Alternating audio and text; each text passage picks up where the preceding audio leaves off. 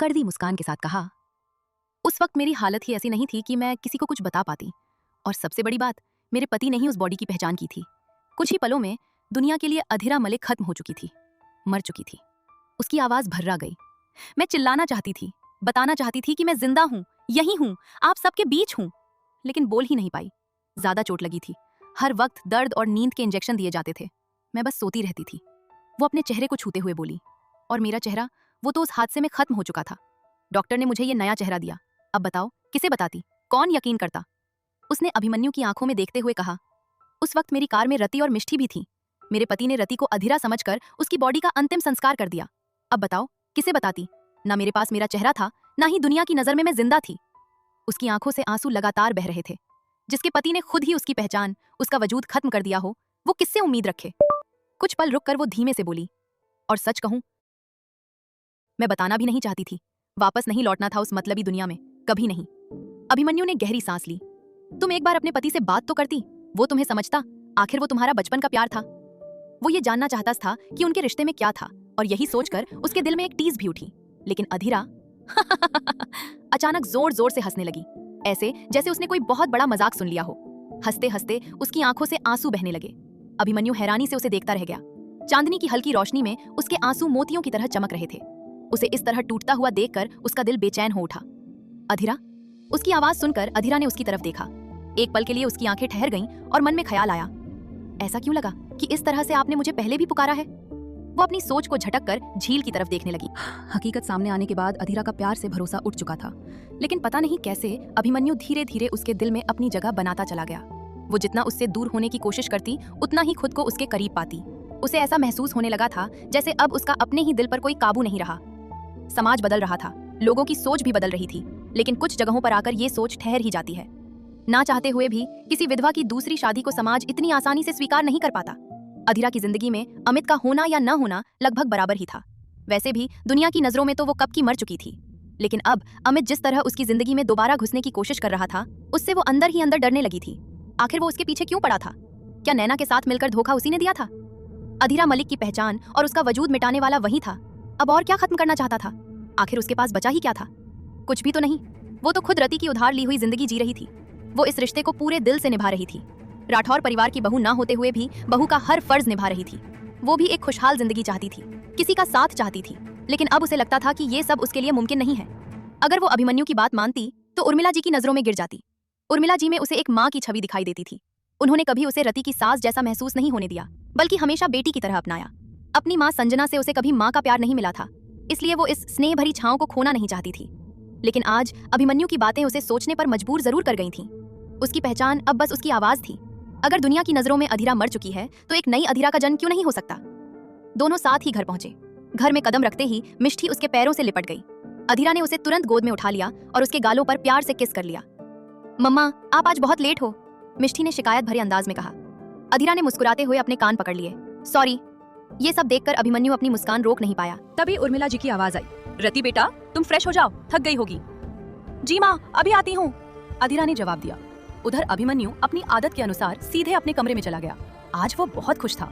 उसकी पहली मोहब्बत उसके इतने करीब थी, उसके पास थी। अब वो किसी भी कीमत पर उसे खुद से दूर नहीं जाने देगा। लेकिन अमित ने अधीरा के साथ जो किया था, उसे वो नजरअंदाज भी नहीं कर सकता था। कुछ देर बाद सभी डाइनिंग टेबल पर बैठे थे। अधीरा श्याम के साथ मिलकर सबको खाना परोस रही थी, जबकि अभिमन्यु चुपचाप उसे निहार रहा था। आज उसके चेहरे पर एक अलग ही चमक थी। उर्मिला जी और आनंद जी दोनों यह सब देख रहे थे। आनंद जी शांत थे, लेकिन उर्मिला जी अपने बेटे के इस व्यवहार से थोड़ी असहज और शर्मिंदा महसूस कर रही थी। मन ही मन उन्होंने एक फैसला भी ले लिया।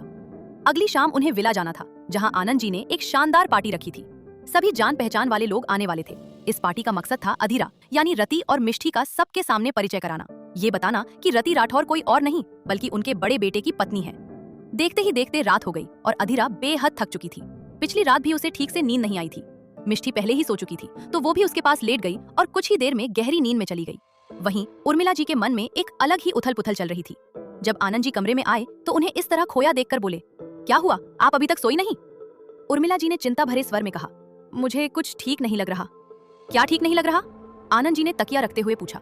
उर्मिला जी उनकी तरफ करवट लेकर लेट गईं और बोली, अभिमन्यु का व्यवहार मुझे कुछ सही नहीं लग रहा। आनंद ने कहा, मतलब उसने कुछ कहा क्या? उर्मिला ने कहा, कहता ही तो नहीं है। बस अपनी ही चलाता है। पता नहीं क्यों, लेकिन ऐसा लगता है कि वो रति के लिए कुछ महसूस करता है। आनंद ने कहा। आनंद जी का इतना शांत रिएक्शन देखकर उर्मिला जी हैरान रह गईं। वो तुरंत उठकर बैठ गईं। इतनी बड़ी बात और आप ऐसे रिएक्ट कर रहे हैं? आनंद ने कहा।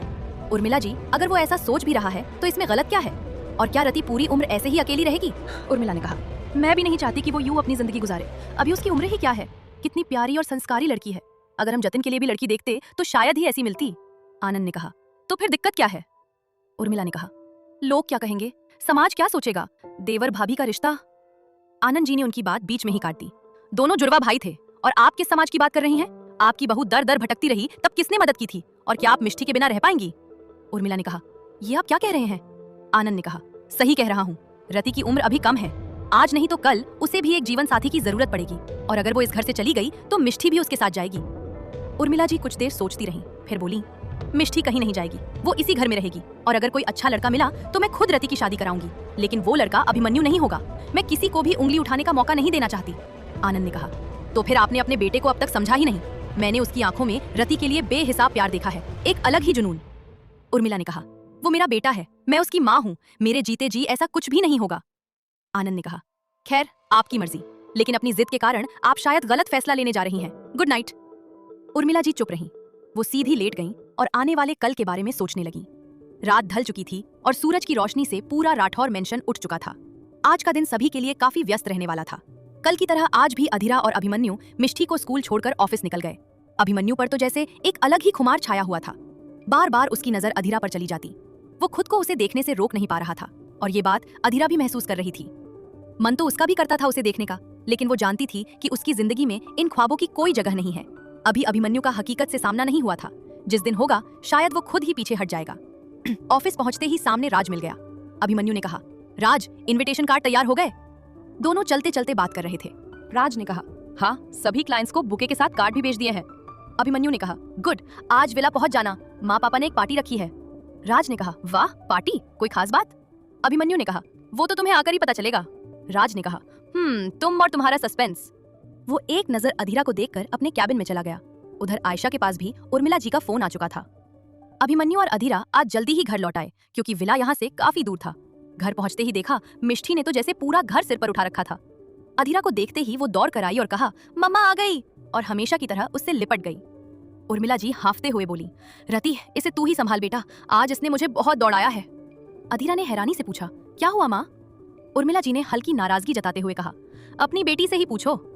अधीरा ने मिष्टी को घूरते हुए कहा, मिष्टी, बताओ, दादी को क्यों परेशान किया? तभी आनंद जी हंसते हुए बोले, अरे, इन दोनों दादी पोती से क्या पूछ रही हो, अपने कमरे में जाकर देखो। अधीरा ने सबको एक नजर देखा और अपने कमरे की ओर बढ़ गई। जैसे ही उसने दरवाजा खोला, उसका मुंह खुला का खुला रह गया। पूरे बेड पर मिष्टी के कपड़े फैले हुए थे और सभी के सभी बिल्कुल नए थे। अधीरा कमरे से बाहर आई और हैरानी से बोली, माँ, ये सब क्या है? मिष्टी के लिए इतने सारे कपड़े? उर्मिला जी ने सहजता से जवाब दिया, अरे, जो समझ में आया वो ले आई, अब तुम इसके नखरे झेलो। अधीरा हल्की चिंता के साथ बोली, माँ, लेकिन मिष्टी अभी बहुत छोटी है, इतने सारे कपड़े, कुछ ही दिनों में तो छोटे हो जाएंगे। उर्मिला जी हंसते हुए बोली, अरे, जिंदगी भर के लिए थोड़ी खरीदारी की है, उसके कपड़े बहुत पुराने हो गए थे, मुझे तो उसे नीचे ले जाने में भी। वो अचानक रुक गईं। शायद उन्हें एहसास हो गया था कि वो कुछ ज्यादा ही कह गई हैं। अधीरा ने शर्मिंदगी से नजरें झुका ली। बात तो सच ही थी, मिष्टी के पास गिने चुने ही कपड़े थे। वो अपनी हैसियत के अनुसार ही उसके लिए सब कुछ कर पाती थी। अभिमन्यु और आनंद जी को उर्मिला जी की बात पर गुस्सा तो आया, लेकिन वो ये भी जानते थे कि उनका इरादा अधीरा का दिल दुखाने का नहीं था। माहौल भारी हो गया तो अधीरा चुपचाप चाय बनाने का बहाना करके किचन में चली गई। कुछ देर बाद सभी चाय की टेबल पर बैठे थे, लेकिन अधीरा अपने कमरे में ही चाय पीने चली गई। ये बात सबने नोटिस की। अंदर ही अंदर उसे बहुत बुरा लग रहा था। उसे लगने लगा था कि शायद वो मिष्टी का ठीक से ख्याल नहीं रख पाई, तभी तो उर्मिला जी ने ऐसा कहा। वो एक माँ की तरह सोच रही थी, शायद दुनिया भी उसी नजर से उसे देखती होगी। थोड़ी देर बाद उर्मिला जी उसके पास आईं और एक बैग उसके हाथ में देते हुए बोली, आज पार्टी में तुम यही पहनना। अधीरा ने हल्की मुस्कान के साथ कहा, जी माँ। उसने पहले मिष्टी को तैयार किया। ब्लू कलर की फ्रॉक में वो सच में एक गुड़िया जैसी लग रही थी। लंबे बालों को उसने पोनीटेल में बांध दिया और पैरों में मैचिंग शूज पहनाए। अब अपनी बारी आई। जैसे ही अधीरा ने बैग खोला, वो ठिठक गई। उसमें एक आसमानी रंग की बेहद साधारण सी साड़ी रखी थी। वो कुछ पल तक उसे देखती रह गई।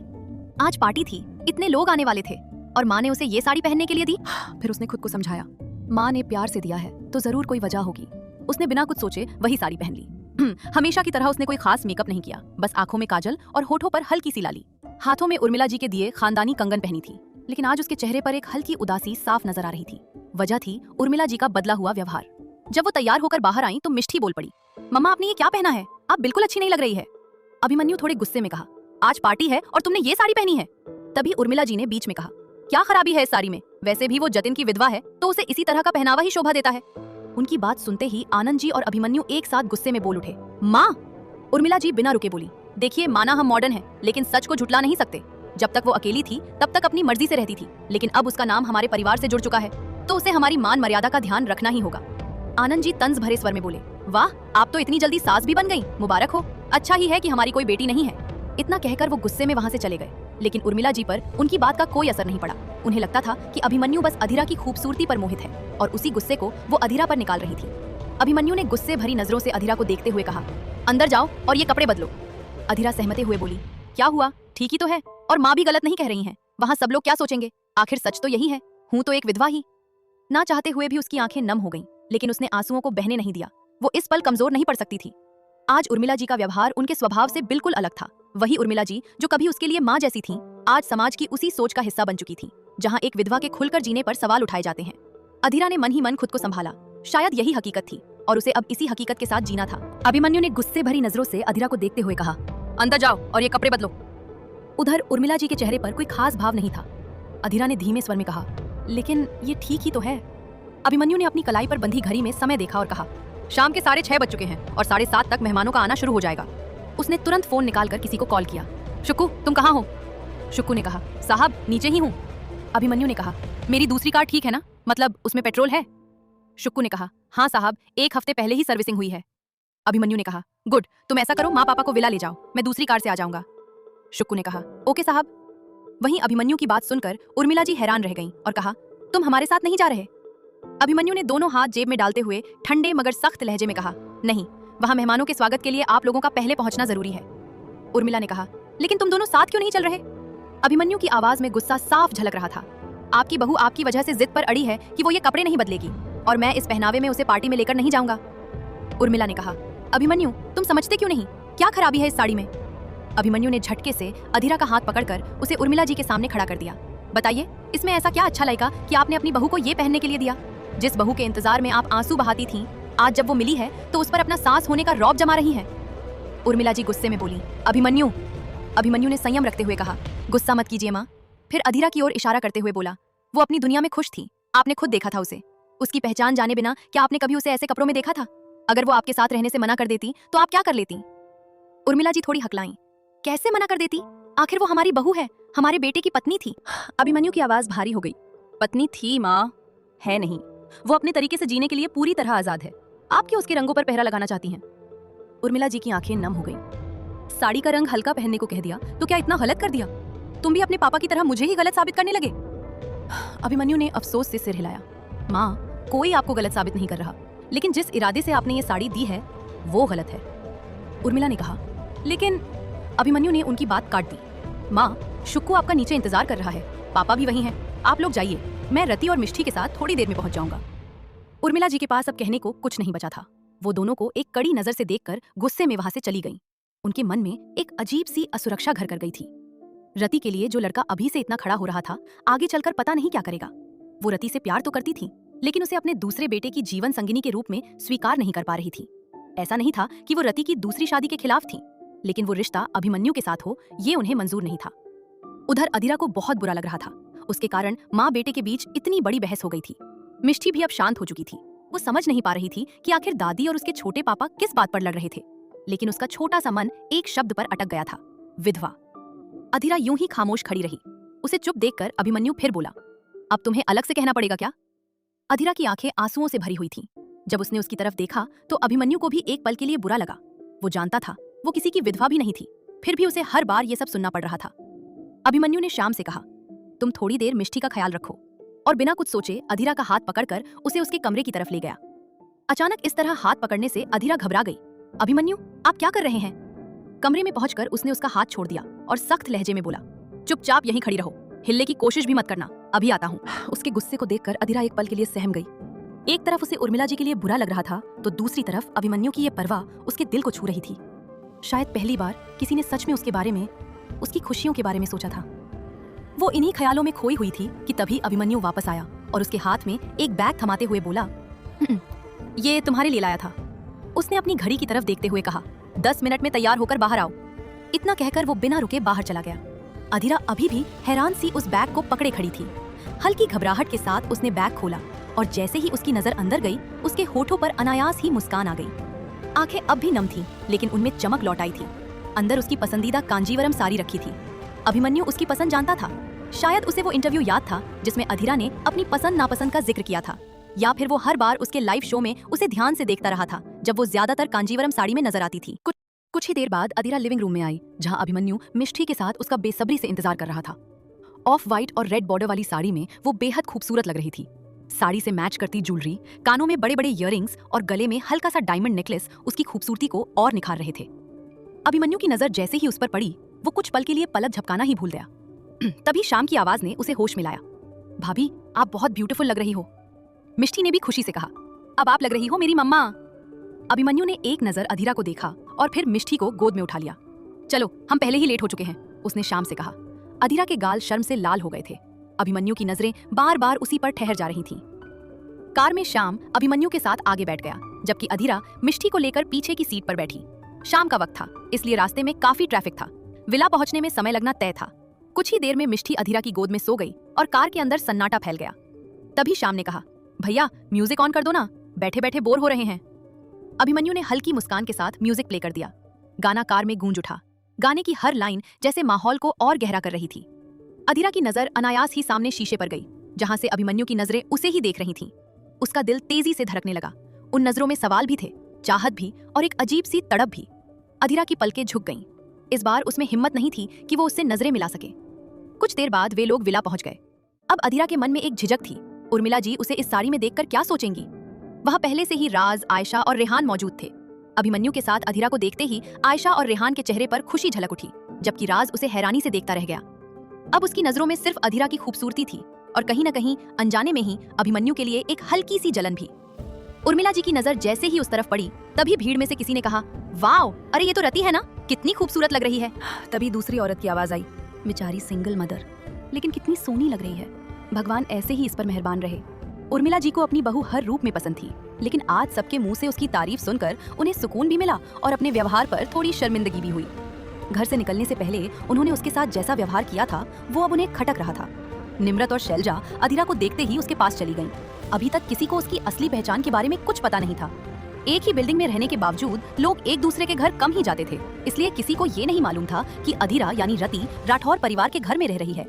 निम्रत मुस्कुराते हुए बोली, कितनी सोनी लग रही है मेरी फ्रेंड।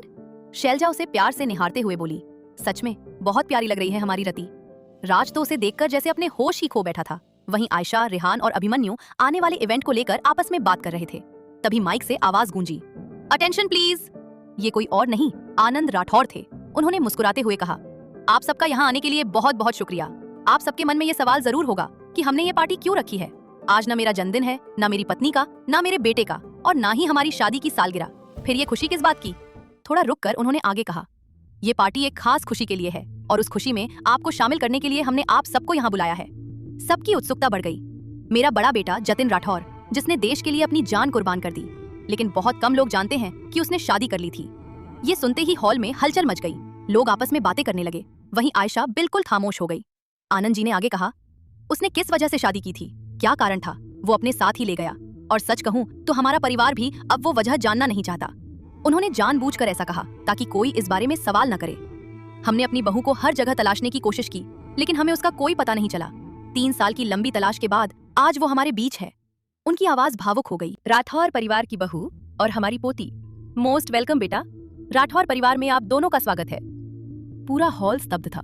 सबकी निगाहें इधर उधर घूमने लगी। वहीं अभिमन्यु अब भी बिना किसी भाव के खड़ा था। आयशा धीरे से बुदबुदाई, जतिन की पत्नी? आनंद जी ने पुकारा, आओ बेटा। उधर शैलजा और निम्रत, जो अधीरा के साथ खड़ी थीं, हैरानी से उसे देखने लगीं। निम्रत ने धीमे से पूछा, ये अंकल तुम्हारी तरफ देखकर क्यों बोल रहे हैं? शैलजा की आवाज अटक गई। कहीं तुम ही? उसके आगे के शब्द गले में ही अटक गए, क्योंकि अधीरा ने नम आंखों से उन्हें हाँ में इशारा कर दिया। दोनों की आंखें हैरानी से फैल गईं। तभी उर्मिला जी ने आगे बढ़कर अधीरा और मिष्टी का हाथ थाम लिया और उन्हें सबके सामने ले आईं। आखिरकार समाज के सामने अधीरा मलिक का स्वागत राठौर परिवार की बहू के रूप में हो ही गया। सोसाइटी की कुछ औरतें आपस में खुसर फुसर करने लगीं। अरे, उनकी बहू और पोती उनके पास थी और उन्हें पता तक नहीं था। ये भी कोई बात हुई भला?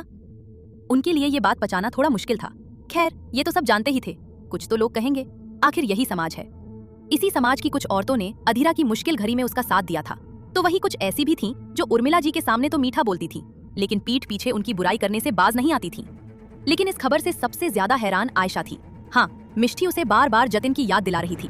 वो जतिन से बेहद प्यार करती थी, लेकिन उसके मन में ये बात बैठ चुकी थी कि रति ने उससे उसका प्यार छीन लिया। वो जतिन का इंतजार करती रही, मगर वो इंतजार कभी खत्म ही नहीं हुआ।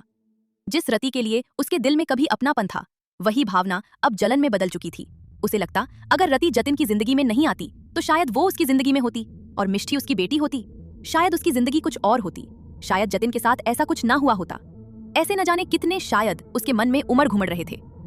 अभिमन्यु ने उसे गुमसुम देखा तो पूछा, क्या हुआ, तुम ठीक हो? आयशा थोड़ा संभलते हुए बोली, या आई एम ओके। तो तुम्हें पता था ना? वो अब भी सदमे में थी। अभिमन्यु ने सिर हिलाया। उसने कहा, नहीं, मुझे कुछ नहीं पता था। हॉस्पिटल से आने के बाद ही पता चला कि जतिन ने रति से शादी की थी और मिष्टी उनकी बेटी है।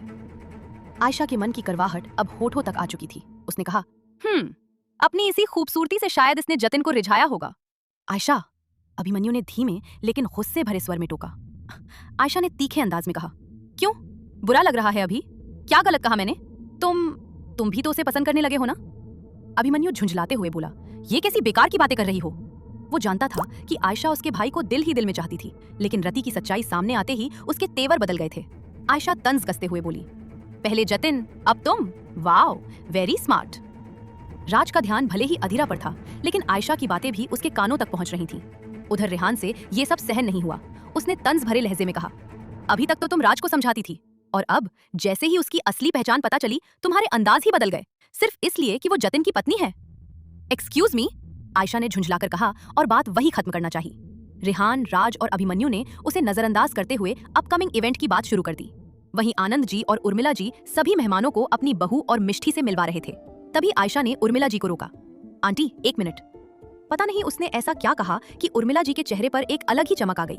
रति ने उसकी ओर मुस्कुराकर देखा तो आयशा ने भी हल्की सी मुस्कान लौटा दी, लेकिन वो मुस्कान कुछ अजीब सी थी। धीरे धीरे खाने पीने का दौर शुरू हो गया। नम्रता और शैलजा के साथ रति एक कोने में बैठी थी।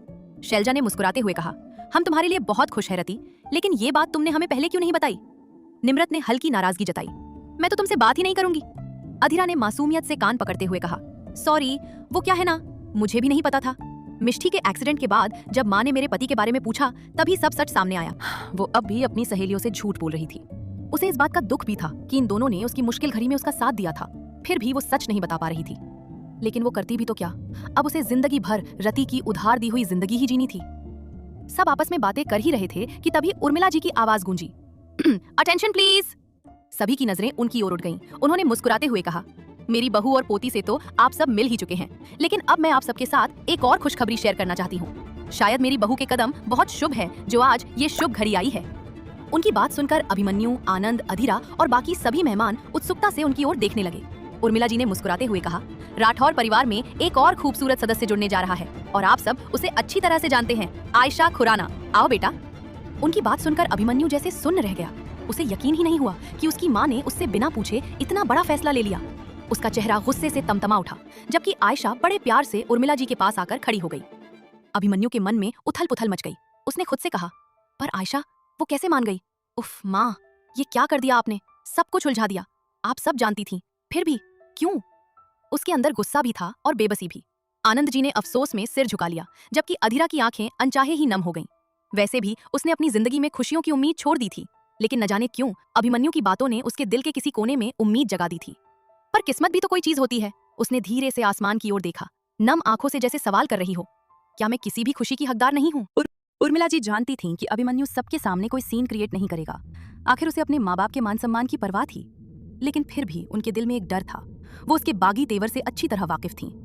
हमेशा उर्मिला जी को कोसने वाली शकुंतला जी भी आज ये खबर सुनकर खुश हो उठीं। उन्होंने कहा, वाह, दो खुशियां एक साथ। उर्मिला जी ने माहौल संभालते हुए एक नई कहानी कर दी। अरे, दोनों बचपन से दोस्त हैं और दिल ही दिल में एक दूसरे को पसंद भी करते हैं, तो हमने सोचा क्यों ना अब इनकी सगाई भी कर दी जाए। आनंद जी अपनी पत्नी की बात सुनकर स्तब्ध रह गए। शायद पहली बार उन्होंने उनका ये रूप देखा था। उनके अंदर कुछ टूट सा गया। अधीरा की नजरें सिर्फ अभिमन्यु पर टिकी थीं, लेकिन अभिमन्यु इस वक्त बस आयशा को देख रहा था। आयशा भी सब समझ रही थी, मगर उसने उसे अनदेखा करते हुए बाकी लोगों से गले मिलना शुरू कर दिया। रेहान ने माहौल हल्का करते हुए अभिमन्यु को छेड़ा। ओहो, ये प्यार व्यार कब हो गया भाई? जब हम पूछते थे तो कहते थे वी आर जस्ट फ्रेंड्स। राज भी हंसते हुए बोला, हाँ यार, दोनों तो बड़े छुपे रुस्तम निकले। पता नहीं क्यों, लेकिन राज इस खबर से काफी खुश नजर आ रहा था। शायद उसके दिल में अधीरा के लिए कुछ भावनाएं जन्म लेने लगी थीं। उधर आयशा धीरे धीरे कदम बढ़ाते हुए रति के पास पहुंची। अरे, तुमने मुझे विश नहीं किया? रति ने चेहरे पर बनावटी मुस्कान लाते हुए कहा। Congratulations ma'am. आयशा अनजान नहीं थी अभिमन्यु और रति के दिल की हालत से, लेकिन जलन और बदले की भावना में वो पुरानी प्यारी आयशा कहीं खो गई थी। तभी उसने सबके सामने कहा, आप सबको पता है हमारी रति बहुत अच्छा गाती है। शैलजा, जो पहली बार आयशा से मिल रही थी, उसके व्यवहार से थोड़ा अजीब जरूर महसूस कर रही थी, लेकिन उसने नजरअंदाज करते हुए कहा, हाँ जी, हमने नवरात्रि में सुना था, बहुत प्यारी आवाज है हमारी रति की।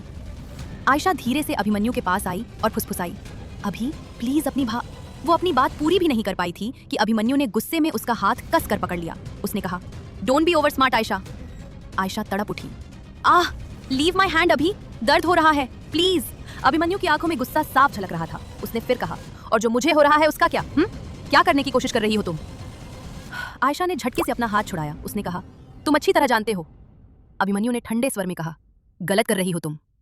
आयशा की आंखों में अजीब सी चमक उभरी। उसने कहा, अब तक गलत कर रही थी, लेकिन अब सब कुछ सही होगा। इतना कहकर वो स्टेज पर गई और माइक थाम लिया। उसने कहा, रति, आज हमारे लिए एक प्यारा सा गीत गुनगुना दो। अधीरा की आंखें भर आईं। अभिमन्यु ने गुस्से से आयशा की तरफ देखा। आज उसने अपनी दोस्ती को भी नफरत की आग में झोंक दिया था, और तभी भीड़ में आवाजें गूंज उठीं, रति, रति, रति। मिष्टी ने प्यार से रति के पैरों को पकड़ लिया। मम्मा, आप बहुत सुंदर गाते हो, प्लीज एक गाना सुना दो ना। अधीरा का दिल भर आया। वो झुककर मिष्टी के माथे को चूम ली। आखिर उसी की वजह से तो वो आज इस घर का हिस्सा थी। उसने धीरे से आयशा के हाथ से माइक लिया, आंखें बंद की और जैसे अपने दर्द को आवाज दे दी। जैसे ही उसके लफ्ज गूंजे, अभिमन्यु ने अपनी आंखें भींच ली। हर शब्द उसके दिल को चीर रहा था। उसकी आवाज में एक अजीब सा जादू था, दर्द से भरा फिर भी खामोश चीख जैसा। आयशा भी अनजाने में अपनी यादों में खो गई। शायद जतिन की यादें फिर से जिंदा हो उठी थी। रेहान एकटक अधीरा को देखे जा रहा था, हैरानी और भावनाओं के मिश्रण के साथ। वहीं राज ने अनायास ही अपने सीने पर हाथ रख लिया, जैसे उसके दिल पर भी ये आवाज असर कर रही हो। हर शब्द जैसे उसकी अपनी कहानी बयां कर रहा था। अभिमन्यु इस पल खुद को पूरी तरह लाचार महसूस कर रहा था। कभी बड़े गर्व से उसने अधीरा से वादे किए थे, उसे हर खुशी देने का भरोसा दिया था, लेकिन बस कुछ ही घंटों में वो सारे वादे धुंधले पड़ गए थे। अधीरा का गाना खत्म होते ही हॉल तालियों से गूंज उठा। आयशा अपनी इस जीत पर खुश थी। सब उसकी आवाज की तारीफ कर रहे थे, लेकिन आयशा ने हल्की मुस्कान के साथ कहा, यार ये पल तो खुशी का था, लेकिन तुमने तो हमें रुला ही दिया। वो अपनी आंखों में आई नमी को छुपाते हुए बोली, कुछ रोमांटिक गाना सुनाती। खैर, तुम्हें बहुत मौके मिलेंगे। वो खुश जरूर थी, लेकिन इस खुशी के लिए उसने बहुत बड़ी कीमत चुकाई थी, अपनी और अभिमन्यु की दोस्ती को दांव पर लगाकर। आयशा और अभिमन्यु हमेशा एक दूसरे के लिए खड़े रहते थे। बिना कहे ही दोनों एक दूसरे के दिल की बात समझ लेते थे। परवाह भी थी और एक गहरा अपनापन भी, लेकिन वो सिर्फ दोस्ती तक सीमित था। आयशा के दिल में जतिन था, ये बात अभिमन्यु शुरू से जानता था, और आयशा भी ये समझती थी कि उसके दोस्त का दिल अब रति के लिए धड़कने लगा है। खैर, जो उसे करना था वो कर चुकी थी। वहीं अधीरा इन सब बातों से पूरी तरह अनजान थी। उसे ये तक नहीं पता था कि उसकी आयशा मैम के मन में अब उसके लिए मैल आ चुका था। कुछ ही देर में मेहमान एक एक करके विदा होने लगे। इस बार कार में उर्मिला जी, आनंद जी के साथ मिष्ठी, रति और श्याम भी थे। अभिमन्यु अधीरा का गाना खत्म होते ही अपनी कार लेकर कहीं निकल गया था। उर्मिला जी इस बात को लेकर अंदर ही अंदर परेशान थी। आयशा उन्हें शुरू से ही पसंद थी, और जब उसने खुद अभिमन्यु के साथ जीवन आगे बढ़ाने की बात कही तो वो बेहद खुश हो गई थी। उन्हें लगा था कि अभिमन्यु का रति के लिए जो भी झुकाव है वो आयशा से शादी के बाद खत्म हो जाएगा। दरअसल अभिमन्यु के दिल में रति जिस तरह जगह बना रही थी, उससे उनका मन बेचैन हो गया था। उन्होंने आयशा के सामने शादी का प्रस्ताव भी रखा था, जिसे उसने बहुत ही प्यार से मना कर दिया था। लेकिन आज जब उसे पता चला कि रति जतिन की पत्नी थी, उसका मन बदल गया। मिष्ठी अब सो चुकी थी। अधीरा उसे गोद में उठाकर अपने कमरे में चली गई।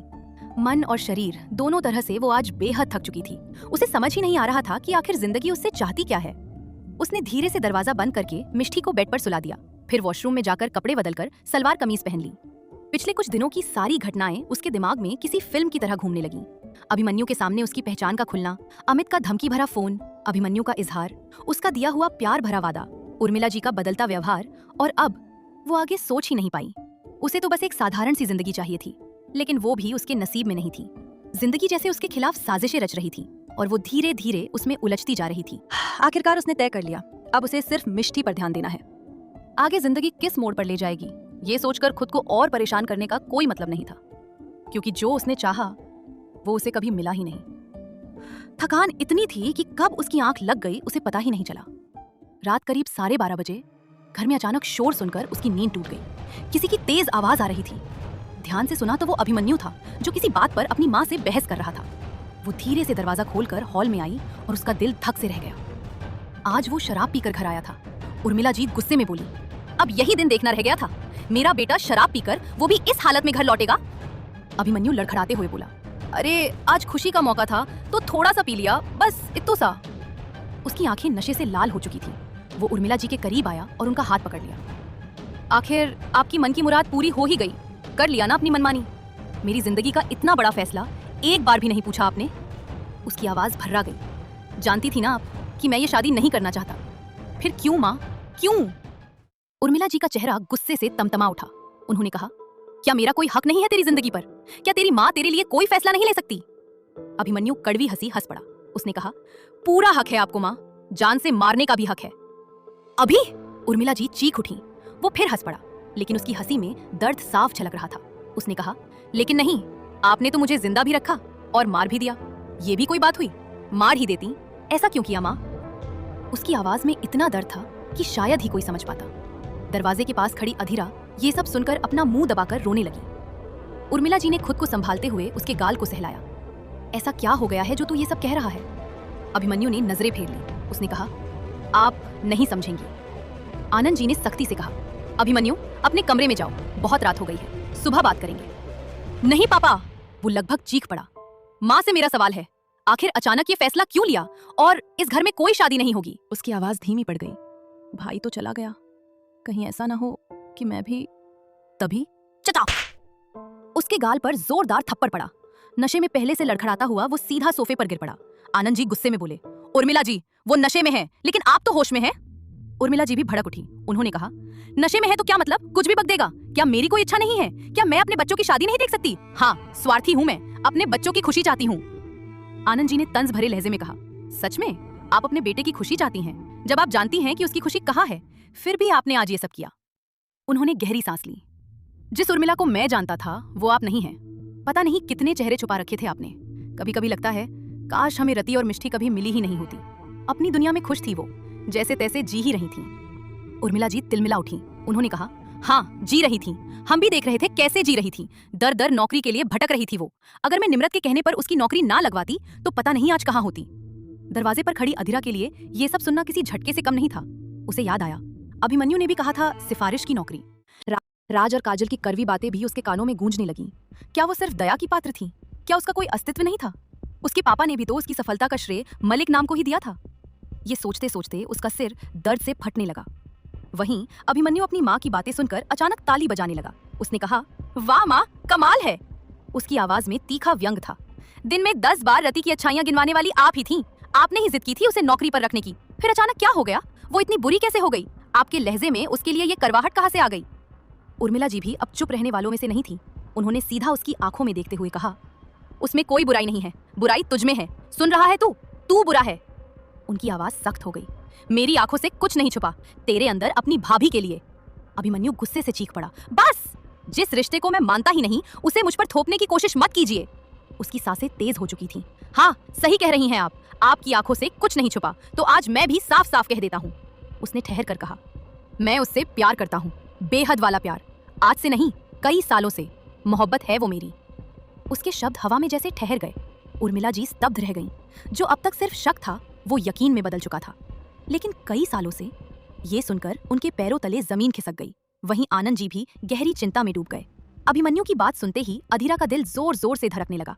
उसे डर था कहीं नशे में वो उसकी सच्चाई ना बता दे। अगर सब सच जान गए तो? उसके मन में एक के बाद एक ख्याल उमड़ने लगे। कहीं ये लोग मुझे पुलिस के हवाले ना कर दें, या मेरी मिष्टी को मुझसे दूर कर दें। एक गैर की बच्ची के लिए उसके दिल में इतना डर और लगाव था कि वो जाने क्या क्या सोचने लगी। अभिमन्यु कुछ और बोलता उससे पहले ही अधीरा ने खुद को संभालते हुए बीच में कदम रखा। उसने कहा, माँ, ये सब क्या हो रहा है? उसकी आवाज में घबराहट थी, लेकिन उसने उसे छुपाने की पूरी कोशिश की। उर्मिला जी का गुस्सा उस पर साफ झलक रहा था, लेकिन उन्होंने खुद को काबू में रखते हुए पूछा, ये अभिमन्यु क्या कह रहा है? क्या तुम दोनों पहले से एक दूसरे को जानते थे? अधीरा, जो अब तक अभिमन्यु के अतीत से पूरी तरह अनजान थी, तुरंत बोली, नहीं माँ, हम पहले कभी नहीं मिले थे। हाँ, नौकरी मिलने से पहले एक बार अचानक ही वो मुझसे एक रेस्टोरेंट में टकरा गए थे। उसकी बात सुनते ही उर्मिला जी के दिमाग में वो पुराना वाकया कौंध गया, जब उन्होंने अभिमन्यु को किसी लड़की से मिलने के लिए कहा था और उसने बहाना बनाकर किसी और लड़की को अपनी गर्लफ्रेंड बता दिया था। उर्मिला जी ने उसे घूरते हुए बस इतना ही कहा, लेकिन आज जो कुछ अधीरा ने देखा और सुना, उसने उसके अंदर बहुत कुछ बदल दिया था और उसी पल उसने मन ही मन एक बड़ा फैसला कर लिया। धीरे धीरे माहौल शांत हुआ और सभी अपने बलमरे में चले गए। अधीरा चुपचाप अंधेरे कमरे में कुर्सी पर सिर टिकाए बैठी थी। खिड़की से झांकती चांदनी उसके चेहरे पर पड़ रही थी, जिससे उसकी थकी हुई आंखों में भी एक अजीब सी चमक उभर आई थी। सामने बिस्तर पर मिष्ठी बेखबर गहरी नींद में सो रही थी, दुनियादारी से दूर अपने छोटे से संसार में खोई हुई। लेकिन अधीरा की नींद उर्मिला जी की बातों ने पूरी तरह तोड़ दी थी। उसे कमजोर समझने की भूल कर बैठे थे सब। हाँ, एक पल के लिए वो मिष्ठी दी के लिए जरूर डर गई थी, लेकिन मन से ना वो कल हारी थी ना आज हारी है। जब खोने के लिए कुछ बचा ही ना हो तो डर किस बात का। मिष्ठी उसकी जिम्मेदारी जरूर थी, लेकिन अब वो उसे अपनी कमजोरी नहीं बनने देगी। जब वो रति की जिंदगी जी ही रही है तो फिर किस बात का खौफ। अधीरा तो जैसे खत्म हो चुकी थी, तो क्यों ना अब वो बेखौफ होकर रति बनकर जिए। अजीब बात ये थी कि आज उसे अपनी ही मौत पर कोई दुख नहीं हुआ। अगर वो जिंदा होती और अपनी सास का ये रूप देखती तो शायद उसे भी अफसोस ही होता। उर्मिला जी का बदला हुआ व्यवहार अब साफ दिखने लगा था। कुछ ही दिनों में उनका स्वभाव जैसे पूरी तरह बदल गया था, एक कपटी और धूर्त बगुले की तरह, जो मौके के हिसाब से अपना रंग बदलता है। पहले वही उर्मिला जी रति यानी अधीरा को बेहद चाहती थी, लेकिन जैसे ही बात अपने बेटे पर आई, उन्होंने उसे मजबूर और लाचार समझने की भूल कर दी। लेकिन वो ये नहीं जानती थी, अधीरा के साथ अगर कोई साजिश करता है तो वो उसे सूद समेत लौटाती है। अमित और नैना ने उसे धोखा दिया था और बदले में उसने अपनी पूरी संपत्ति अपने परिवार और एक अनाथ आश्रम को दान कर दी थी। करोड़ों अरबों की संपत्ति को यूं त्याग देना हर किसी के बस की बात नहीं होती। उर्मिला जी के शब्द अब भी उसके कानों में शूल की तरह चुभ रहे थे, लेकिन अब उसे रुकना नहीं था। अब उसे आगे बढ़ना था और अधीरा मलिक के नाम को भी पीछे छोड़ना था। सुबह हो चुकी थी। अधीरा हमेशा की तरह पूजा पाठ करके किचन में आ गई। उर्मिला जी और आनंद जी भी उठ चुके थे। आज उर्मिला जी बिल्कुल खामोश थी। अभिमन्यु की बातों ने उनके दिल को कहीं गहराई तक चोट पहुंचाई थी। उनकी आत्मा जैसे अब खुद उनसे सवाल कर रही थी। तभी अधीरा ने उनके सामने चाय रखते हुए कहा, आप दोनों की चाय। उर्मिला जी ने बस एक नजर उठाकर उसे देखा, लेकिन चेहरे पर कोई भाव नहीं था। आनंद जी ने स्नेह से कहा, बेटा तुम्हारी चाय। अधीरा ने सहजता से जवाब दिया, पापा आप लोग पी लीजिए, मैं अपने कमरे में ही पी लूंगी। उसका जवाब सामान्य था, लेकिन उसके व्यवहार में आया ये छोटा सा बदलाव दोनों को खटक गया। अब तक वो हमेशा उनके साथ बैठकर ही चाय पीती थी। उर्मिला जी ने हल्के तंज के साथ पूछा, क्या हुआ, हमारे साथ बैठकर पीने में दिक्कत है? अधीरा ने बिना उनकी तरफ देखे कहा, नहीं माँ, कोई दिक्कत नहीं है, बस मिष्ठी को उठाना है और आप सबसे मुझे कुछ जरूरी बात भी करनी है। इतना कहकर वो सीधे अपने कमरे में चली गई। उसके इस बदले हुए रवैये ने उर्मिला जी को सोच में डाल दिया। उधर श्याम अभिमन्यु के कमरे में ब्लैक कॉफी रखकर जा चुका था। शराब की वजह से उसका सिर फटा जा रहा था। वो दोनों हाथों से सिर पकड़कर बेड पर बैठ गया। अचानक उसे पिछली रात की सारी बातें याद आ गईं। उसे एक झटका सा लगा। उसने मन ही मन सोचा, उफ, नशे में ये क्या कर दिया मैंने, पता नहीं वो मेरे बारे में क्या सोच रही होगी, और माँ, उन्हें तो फिर से उसे सुनाने का मौका मिल जाएगा। कुछ देर बाद वो खुद को संभालकर ऑफिस जाने के लिए तैयार हो गया। नाश्ते की टेबल पर सब मौजूद थे। अधीरा मिष्ठी को खाना खिला रही थी। उस वक्त बस मिष्ठी की ही चहकती आवाज गूंज रही थी और अधीरा उसके सवालों का जवाब दे रही थी। बाकी सब खामोश थे। अभिमन्यु ने एक नजर सब पर डाली और चुपचाप सैंडविच का एक बाइट ले लिया। तभी अधीरा ने अचानक आनंद जी से कहा, पापा मैंने कुछ दिन पहले एक ऑनलाइन फॉर्म भरा था। आनंद जी के हाथ वहीं रुक गए। उर्मिला जी ने तीखे स्वर में पूछा, किस तरह का फॉर्म? अधीरा ने उनकी बात को नजरअंदाज करते हुए सीधे आनंद जी की तरफ देखा। पापा, मैं सिंगिंग में अपनी किस्मत आजमाना चाहती हूँ। आज ऑडिशन है तो मिष्ठी को छोड़कर वहीं चली जाऊंगी। उर्मिला जी ने भौहें चढ़ाते हुए कहा, लेकिन इसकी क्या जरूरत है? अचानक ही ऑडिशन का ख्याल कैसे आ गया? फिर जैसे उन्हें कुछ याद आया, उन्होंने कहा, ओह समझ गई, कल सबने तुम्हारी तारीफ क्या कर दी। अधीरा ने उन्हें बीच में ही रोक दिया। उसने कहा, माँ, मुझे एक और बात कहनी है। कुछ पल रुककर उसने शांत लेकिन ठोस आवाज में कहा, मैं इस माहौल में आप सबके साथ नहीं रहना चाहती, इसलिए आज ही अपने फ्लैट में शिफ्ट हो रही हूँ। टेबल पर जैसे सन्नाटा छा गया। अभिमन्यु के हाथ खाते खाते रुक गए। वो हैरानी से अधीरा को देखने लगा।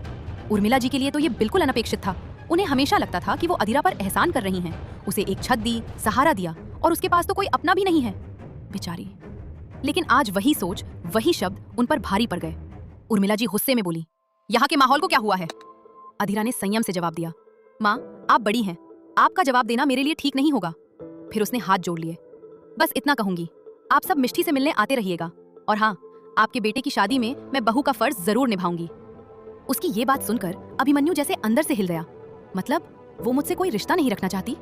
उसका दिल बेचैन हो उठा। वो सब जानती है, फिर भी ऐसा क्यों? क्या सिर्फ मैं ही महसूस कर रहा था, या जो मैंने उसकी आंखों में देखा वो सब झूठ था?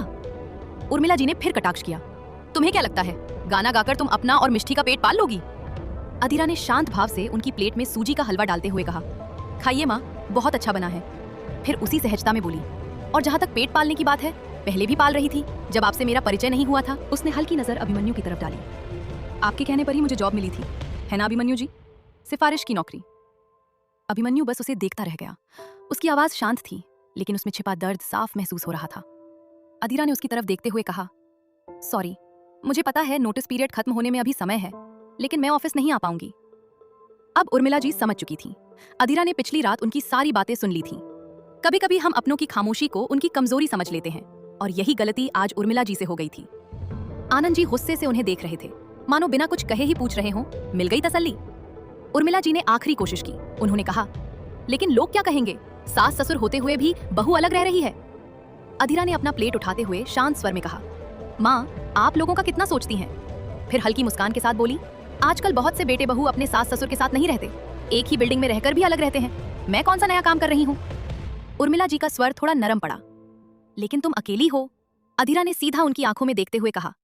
तो आज उर्मिला जी के सामने खड़ी रति पहले वाली नहीं थी। उसकी आंखों में डर नहीं, आत्मविश्वास था। उसकी आवाज में झिझक नहीं, ठहराव था। वो बदल चुकी थी, और सच तो ये था, अधीरा शुरू से ही ऐसी थी। बस अपनों के प्यार के लिए तरसी हुई एक लड़की जो थोड़े से अपनापन में खुद को भूल बैठी थी। लेकिन जैसे ही उसी अपनापन ने उस पर बंधन बनकर उसे रोकना चाहा, उसने खुद को फिर से पहचान लिया। उर्मिला जी ने तीखे स्वर में कहा, कल ही सबको पता चला कि तुम राठौर परिवार की बहू हो, और आज तुम मिष्टी को लेकर हमसे दूर जा रही हो। अधीरा हल्की मुस्कान के साथ बोली, माँ, आप तो कहानियां गढ़ने में माहिर हैं, इस पर भी कोई नई कहानी बना लीजिए। फिर शांत स्वर में जोड़ा, आप लोग आराम से नाश्ता कीजिए, मैं पहले अपने पुराने फ्लैट जा रही हूँ। अभिमन्यु ने चुपचाप अपना माथा अंगूठे से दबाया। अधीरा का इस तरह जाना उसे बिल्कुल अच्छा नहीं लग रहा था। वो उसकी खामोश मोहब्बत थी जिसे उसने सालों से दिल में दबा रखा था, और अब जब उसने अपने प्यार का इजहार कर ही दिया तो वो उससे दूर जाने की बात क्यों कर रही है? आनंद जी ने नरमी से कहा, बेटा, परसों दिवाली है, तुम इस घर की लक्ष्मी हो, दिवाली के बाद चली जाना। अधीरा कुछ जवाब देती उससे पहले ही डोरबेल बज उठी। श्याम ने दरवाजा खोला। उसने कहा, अरे दीदी, इतनी सुबह? क्यों, सुबह आने पर पाबंदी है क्या? आवाज आयशा की थी, जो अपने माँ पापा के साथ आई थी। उर्मिला जी और आनंद जी दोनों हैरान रह गए, बिना किसी सूचना के अचानक। उर्मिला जी ने माहौल संभालते हुए कहा, अरे भाई साहब, भाभी जी, आइए आइए। अभिमन्यु भी उन्हें देखकर चौंक गया। हाल ही में आयशा के माता पिता इंडिया शिफ्ट हुए थे। उसके पापा भले ही सौतेले थे, लेकिन आयशा से बेहद प्यार करते थे। वैसे भी आयशा के बाद उनकी अपनी कोई संतान नहीं थी। आयशा ने मुस्कुराते हुए कहा, आंटी जी, कल इतना सब हो गया तो मम्मी पापा भी इस बारे में बात करना चाहते थे। उसकी नजर बार बार अधीरा पर जा रही थी। वो हैरान थी, इतना कुछ होने के बाद भी ये लड़की इतनी सहज कैसे रह सकती है? अधीरा ने बिना किसी झिझक के आगे बढ़कर आयशा के माता पिता के पैर छुए। तभी आयशा के पिता ऋत्विक खुराना आनंद जी से बोले, भाई साहब, जब इसने हमें ये खुशखबरी दी तो हमें यकीन ही नहीं हुआ। शादी की बात तो ये हमेशा टाल देती थी, पता नहीं अचानक कैसे मान गई। वो मुस्कुराए। उन्होंने कहा, वैसे हमें शुरू से ही इसके लिए अभिमन्यु जैसा समझदार लड़का चाहिए था, लेकिन ये हमेशा दोस्त कहकर बात टाल देती थी। खैर, आखिरकार दोस्त को हमसफर बनाने का फैसला ले ही लिया। सब लोग बैठकर बातें करने लगे। अभिमन्यु ने भी आदर से उनके पैर छुए। वो उन्हें हमेशा अपने माता पिता जैसा ही मानता था। हिमांशी जी ने स्नेह से कहा, बेटा, दोस्त से बेहतर जीवन साथी कोई नहीं होता। अभिमन्यु का लहजा अचानक गंभीर हो गया। अब हम और आयशा दोस्त नहीं रहे। उसकी बात सुनकर आयशा सन्न रह गई। उसके माता पिता भी एक दूसरे को देखने लगे। उर्मिला जी ने तुरंत बात संभाली, अरे, इसका मतलब है कि अब दोनों लाइफ पार्टनर बनने जा रहे हैं, शायद यही कहना चाह रहा है। वो जबरन मुस्कुराई, लेकिन अभिमन्यु चुप ही बैठा रहा। हिमांशी जी ने धीरे से कहा, लेकिन बेटा, लाइफ पार्टनर बनने के बाद दोस्ती खत्म नहीं होनी चाहिए। दोस्ती सबसे खूबसूरत और अनमोल रिश्ता होती है। अभिमन्यु और आयशा की नजरें एक पल के लिए टकराईं। दोनों के दिल में बहुत कुछ था जो शब्दों में नहीं आ पा रहा था। वहीं अधीरा चुपचाप ये सब देख और सुन रही थी। आयशा भी खामोश थी। उसे एहसास था, अपनी जलन में उसने अभिमन्यु की दोस्ती खो दी है, लेकिन उसे खुद पर भरोसा था कि शादी के बाद वो सब ठीक कर लेगी। ऋत्विक खुराना ने मुस्कुराते हुए कहा, भाई साहब, हम चाहते हैं कि जल्द से जल्द सगाई हो जाए, वरना मेरी बेटी का मूड कब बदल जाए कुछ कहा नहीं जा सकता। तभी अभिमन्यु अचानक उठ खड़ा हुआ। एक्सक्यूज मी, मुझे ऑफिस के लिए देर हो रही है, आप लोग बात कीजिए। उर्मिला जी ने नाराजगी से कहा, वो लोग तुम्हारे लिए आए हैं और तुम जा रहे हो। ऋत्विक जी ने हंसते हुए कहा, अरे जाने दीजिए, हम तो बस सगाई की तारीख तय करने आए हैं। हिमांशी जी ने आयशा से कहा, बेटा तुम्हें भी ऑफिस जाना है ना, अभिमन्यु के साथ ही चली जाओ।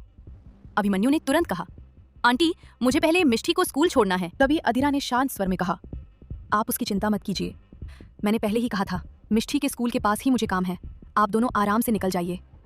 उसकी आवाज सामान्य थी, लेकिन उसके शब्दों ने एक बार फिर दूरी की रेखा खींच दी थी। आयशा के मन में अजीब सी हलचल थी। इसे हमें साथ देखकर बुरा क्यों नहीं लग रहा? वो खुद से सवाल कर रही थी। मैंने तो इसे जलाने के लिए अभिमन्यु से शादी का फैसला लिया था, फिर ये इतना शांत कैसे है? कहीं सच में मैं ही गलत तो नहीं थी? उसकी नजर अनायास ही अधीरा पर चली गई। क्या ये सिर्फ अभिमन्यु की तरफ से था? नहीं, उसकी आंखों में मैंने भी तो देखा था वो एहसास, वो प्यार। उसने मन ही मन खुद को समझाया, आंखें झूठ नहीं बोलती, आज नहीं तो कल फर्क जरूर पड़ेगा। वहीं अधीरा, उसके मन में क्या चल रहा था ये सिर्फ वही समझ सकती थी। प्यार ने उसके दिल में दस्तक तो दे दी थी। अभिमन्यु के वो शब्द, उसका इजहार अब भी उसके अंदर गूंज रहे थे। हर बार याद आते ही जैसे उसके पूरे शरीर में एक हल्की सी झुरझुरी दौड़ जाती, दिल अनजाने ही धड़क उठता। लेकिन अपनी भावनाओं को छुपाना वो हमेशा से जानती थी। उसे ये उम्मीद नहीं थी कि सब कुछ इतनी जल्दी बदल जाएगा, इतनी जल्दी खत्म हो जाएगा। अभिमन्यु बिना किसी भाव के तेजी से घर से बाहर निकल गया। आयशा भी लगभग भागती हुई उसके पीछे पीछे चली गई और पीछे रह गई अधीरा। एक बार फिर खुद को मजबूत बनाने की कोशिश में उसने गहरी सांस ली। आंखों में नमी थी, लेकिन चेहरे पर वही ठहराव। अभिमन्यु और आयशा ऑफिस के लिए निकल चुके थे। इधर राठौर मेंशन में सुबह सुबह ही ऋत्विक ने अपने परिचित पंडित जी को बुला लिया था। आनंद जी और उर्मिला जी दोनों ही हैरान थे। उर्मिला जी ने भले ही सबके सामने आयशा और अभिमन्यु के रिश्ते पर हामी भर दी थी, लेकिन इतनी जल्दी सब कुछ आगे बढ़ जाएगा इसके लिए वो अभी तैयार नहीं थी। कल रात अभिमन्यु का नशे में घर आना और उस हालत में कही गई उसकी हर बात अब भी उनके दिमाग और आत्मा को झकझोर रही थी। खैर, पंडित जी भी आ चुके थे। हिमांशी और ऋत्विक उत्सुक नजरों से पंडित जी की ओर देख रहे थे। वहीं उर्मिला और आनंद जी होठों पर झूठी मुस्कान लिए बैठे थे। आज उर्मिला जी पहली बार अंदर से घबराई हुई थी। उनकी उंगलियां बार बार एक दूसरे में उलझ रही थीं। मन ही मन वो खुद से सवाल कर रही थी, कहीं मैं जल्दीबाजी तो नहीं कर रही? ये अभिमन्यु की जिंदगी का सवाल है। लेकिन अगले ही पल उन्होंने खुद को समझा लिया।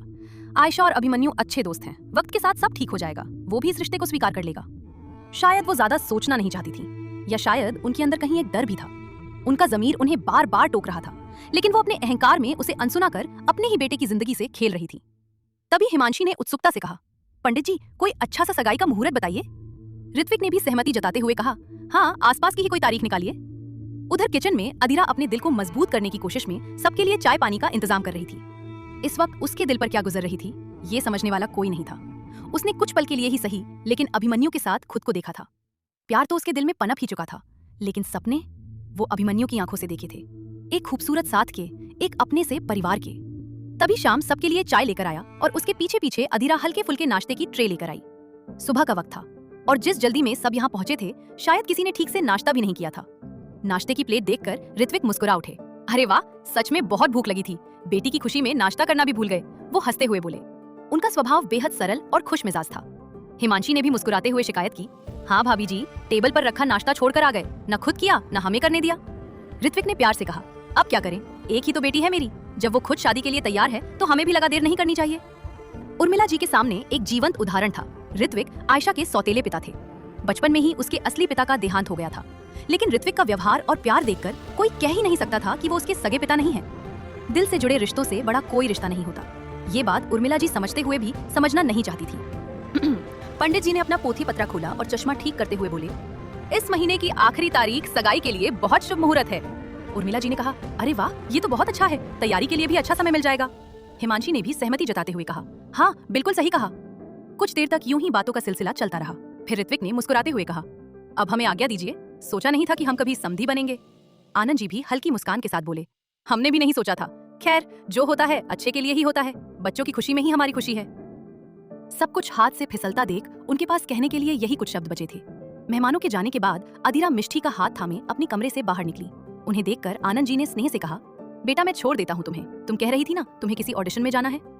अधीरा ने हल्की मुस्कान के साथ जवाब दिया, पापा वो स्कूल के रास्ते में ही पड़ता है, मैं मैनेज कर लूंगी। सुबह से ही उर्मिला जी को अधीरा का व्यवहार कुछ अलग सा लग रहा था, लेकिन उन्होंने इस बारे में कुछ कहना जरूरी नहीं समझा। खैर अधीरा के कदम अब एक नई मंजिल की ओर बढ़ चुके थे। वहीं अभिमन्यु आज खुद गाड़ी चलाकर निकल गया था। बाहर शुक्कू पहले से ही खड़ा उसका इंतजार कर रहा था। अधीरा ने हैरानी से पूछा, शुक्कू भैया आप अभी तक यहीं हैं? वो मैम साहब जी ने कहा था कि आपको मिष्टी बिटिया को स्कूल छोड़ने जाना है, शुक्कू ने सहजता से जवाब दिया। अभिमन्यु की